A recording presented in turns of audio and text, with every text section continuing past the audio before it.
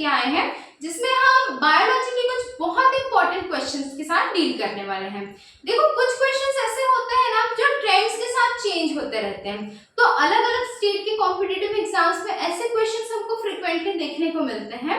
तो ये वो क्वेश्चंस नहीं जो आमतौर पर आपको नॉर्मल बुक्स में अवेलेबल हो, ये कुछ स्पेसिफिक क्वेश्चंस है। तो एक बार आप इनके साथ डील कीजिएगा। जो नए तरीके के क्वेश्चंस के साथ हमारा एनकाउंटर होता है, बिल्कुल ये ऐसे ही क्वेश्चंस हैं। तो स्टार्ट करते हैं आज का जो हमारा सेशन है। जो लोग भी चैनल में नए हैं वो चैनल को सब्सक्राइब कीजिए, लाइक कीजिए, शेयर कीजिए, ठीक है। तो एक सिंपल क्वेश्चन के साथ हमारा जो क्लास है वो स्टार्ट करते हैं। तो सिंपल क्वेश्चन क्या है भाई, लार्जेस्ट ग्लैंड, हमारे शरीर की सबसे बड़ी ग्रंथि कौन सी है? तो हमारे शरीर की सबसे बड़ी ग्रंथि, largest gland of human body is liver. क्या है भाई, हमारा लीवर जो यकृत है वही हमारे शरीर की सबसे बड़ी ग्रंथि है, that is a largest gland of our body, ठीक है। दूसरा क्वेश्चन है, अच्छा अभी दूसरा क्वेश्चन क्या है, मैंने बोला कि स्पेसिफिक जो चेंज होता है उस तरीके के क्वेश्चन। क्या पूछा है हमको, गॉल स्टोन के बारे में पूछा है, ठीक है। गॉल ब्लैडर में जो स्टोन होता है बेसिकली वो इसकी बात कर रहा है। तो गॉल स्टोन के बारे में हमसे क्वेश्चन पूछा गया है। जनरली क्या क्वेश्चंस आते थे, किडनी स्टोन। तो किडनी स्टोन तो हमको क्लियर होता है, बहुत सारे लोगों ने यदि प्रीवियस ईयर के क्वेश्चंस देखे होंगे लैब टेक्नीशियन या बाकी सारे गवर्नमेंट एग्जाम्स के लिए या जो भी कॉम्पिटिटिव एग्जाम्स के लिए बायोलॉजी से रिलेटेड, तो उन्होंने किडनी स्टोन्स के बारे में देखा होगा। यहाँ हमसे क्या पूछ रहा है, गॉल स्टोन, मतलब गॉल ब्लैडर की जो पथरी होती है, जो स्टोन होता है वो किसकी वजह से होता है। तो यहाँ पे थोड़ा सा कंफ्यूजिंग दे देता है यदि वर्ड चेंज कर दे तो, लेकिन हमारा आंसर बिल्कुल सेम होगा। क्या होगा हमारा आंसर, कैल्शियम ऑक्सलेट। कैल्शियम, ठीक है, कैल्शियम ऑक्सलेट। ये क्या करता है, किडनी का स्टोन या गॉल ब्लैडर का स्टोन दोनों ही, ठीक है, दोनों ही कैल्शियम ऑक्सलेट की वजह से बनता है।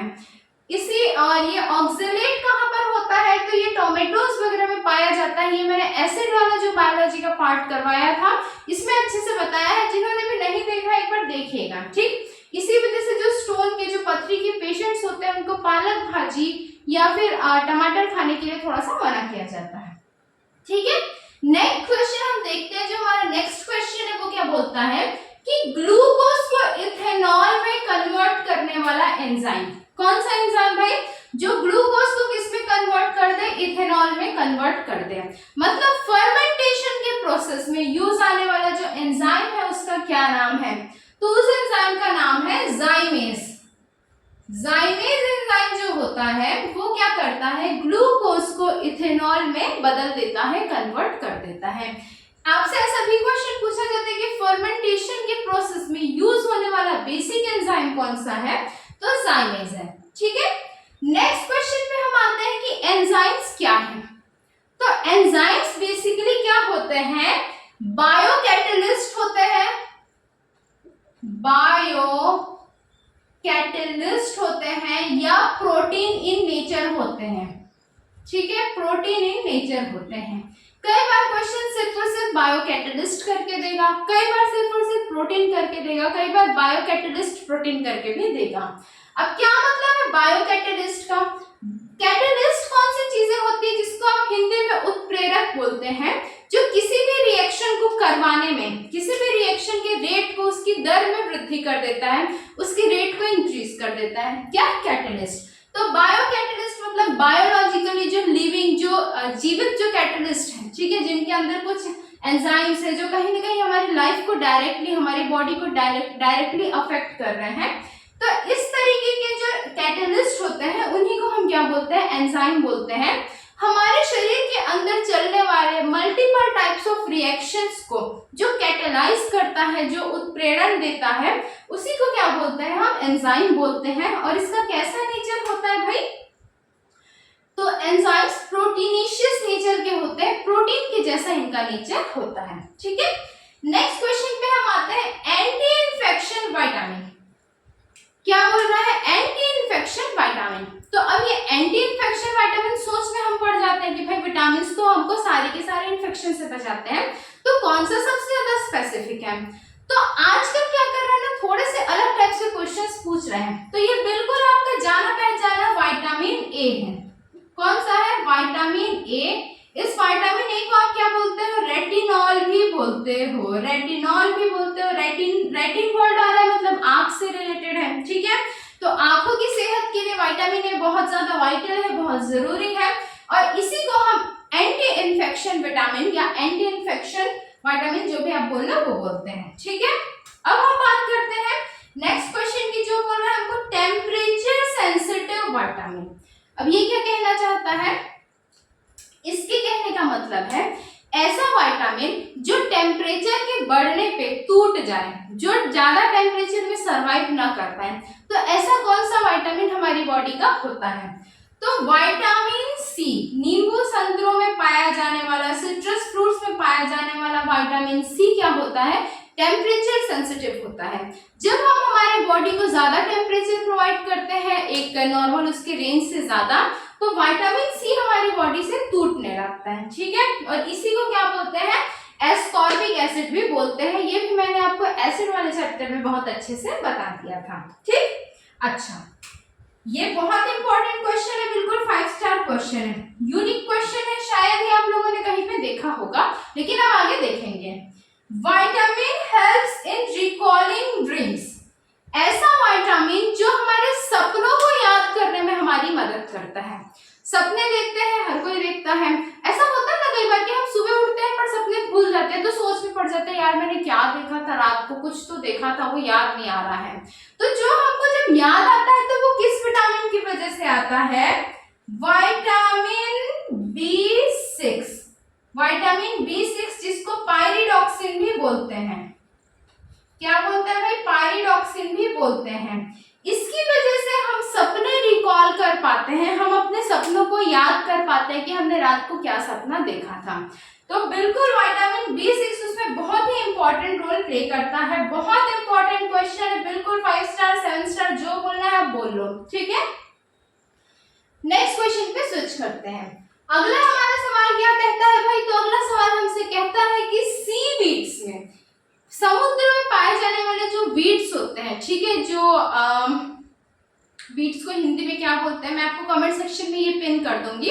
तो जो वीड्स होते हैं मतलब अनवांटेड जो प्लांट्स होते हैं जिनकी हमको रिक्वायरमेंट नहीं होती, जबरदस्ती में जो जग जाते हैं ना, जैसे बथुआ भाजी, वो भी एक तरीके का वीड होता है, या धान वगैरह के साथ या बहुत सारी फसलों के साथ जो अनवांटेड जो हमको नहीं चाहिए ऐसे प्लांट्स जग जाते हैं, उन्हीं को हम वीड्स बोलते हैं। इनका हिंदी नाम जो है वो मैं आपको कमेंट सेक्शन में पिन कर दूंगी, ठीक है। तो सी वीड्स मतलब समुद्र में पाए जाने वाले ऐसे जो अनवांटेड प्लांट्स होते हैं, वो किसी बहुत इंपॉर्टेंट मिनरल के पार्ट होते हैं, या उनसे बहुत इंपॉर्टेंट मिनरल हमको मिलता है। तो कौन सा मिनरल यहाँ पर हमको मिलता है? यहाँ पर हमको आयोडीन मिलता है।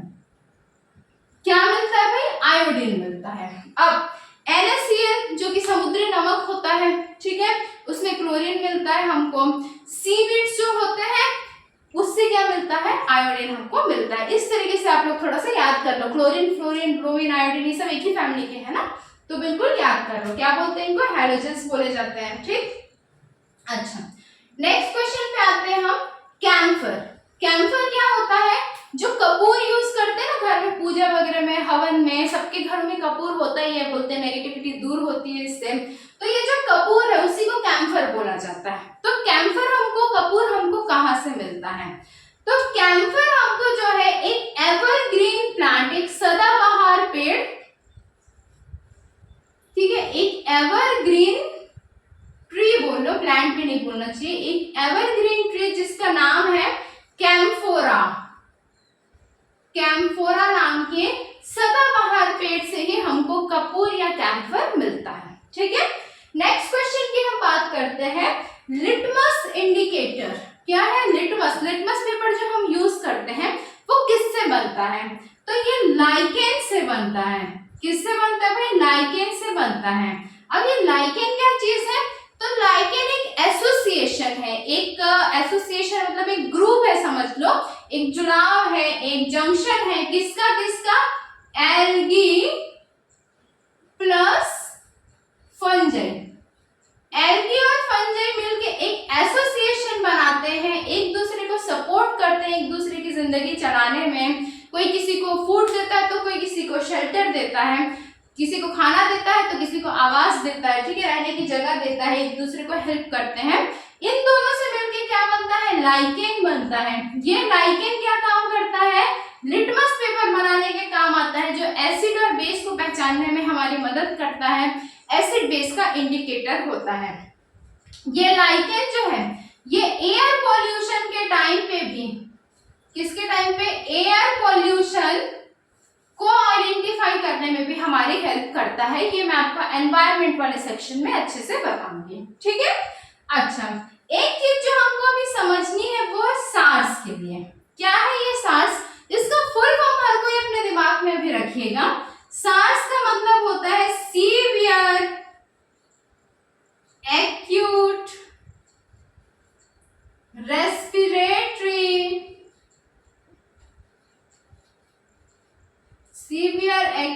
Respiratory syndrome. ये क्या चीज है, सार्स। सार्स मतलब सीवियर एक्यूट रेस्पिरेटरी सिंड्रोम। ये क्या है, एक वायरस की फैमिली है जो कि रेस्पिरेटरी डिजीज, श्वसन संबंधी बीमारियां जो है वो फैलाती है, कॉज करती है। अब इसका नाम हमको क्यों ध्यान में रखना है, क्योंकि जो हमारा कोविड है, ठीक है, कोविड-19 जो डिजीज फैला हुआ था, उसका जो कोरोना वायरस है,